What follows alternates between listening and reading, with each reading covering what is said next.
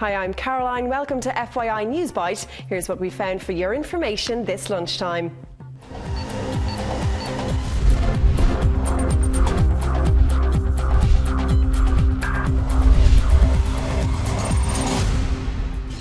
Libya's leader is vowing a long war. Allied forces have launched a second round of nighttime strikes in the North African nation on pro-Gaddafi forces. But Muammar Gaddafi is vowing to fight on. US, British and French planes have also blasted a line of tanks that had been moving on the rebel capital Benghazi. In Europe, officials are meeting to talk about the ongoing crisis. The big issues that will be being discussed this morning are about Libya and the broader neighbourhood.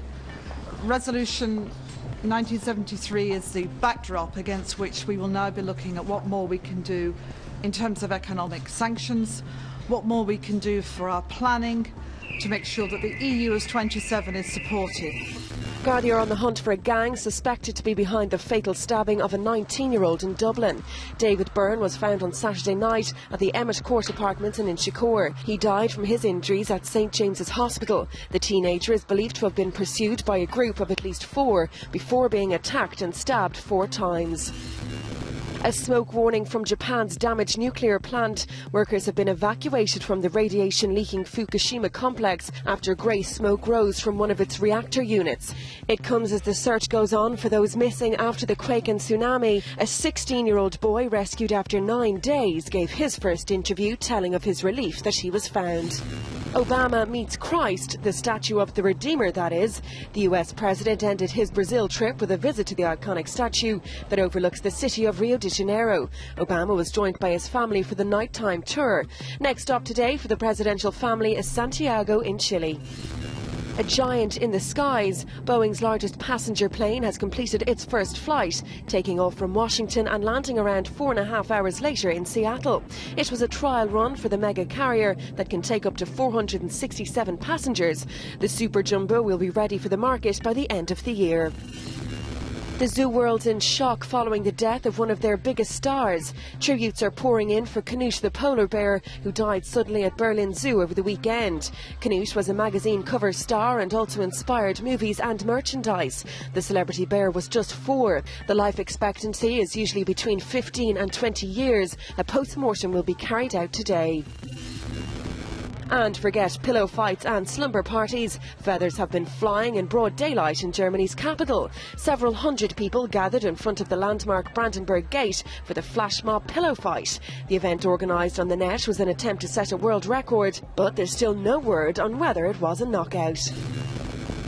FYI is interactive. From your opinions to news you think we should be covering, we want to hear it all. FYI is available to you 24/7 online for all the information you need to know. Simply log on to tv3.ie/3e/FYI. Here you'll find the latest stories, video catch-ups, comments and the FYI blog. We're also available to you on Twitter and Facebook. Just log on to the website and hit the social networking shortcuts. Time now for a look at the funniest clips on the web. Here's our top 5. At number 5, a rev too far and this little car knew it was time to split.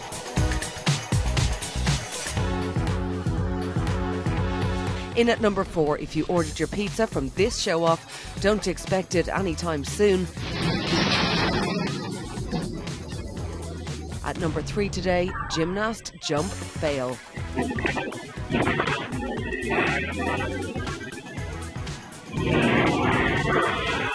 At number 2, now this is what we call a backfiring ball.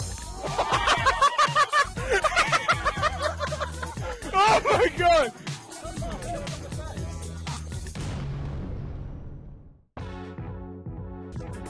And at number 1, isn't there a fire these guys should be attending? No, they're too busy thrilling us.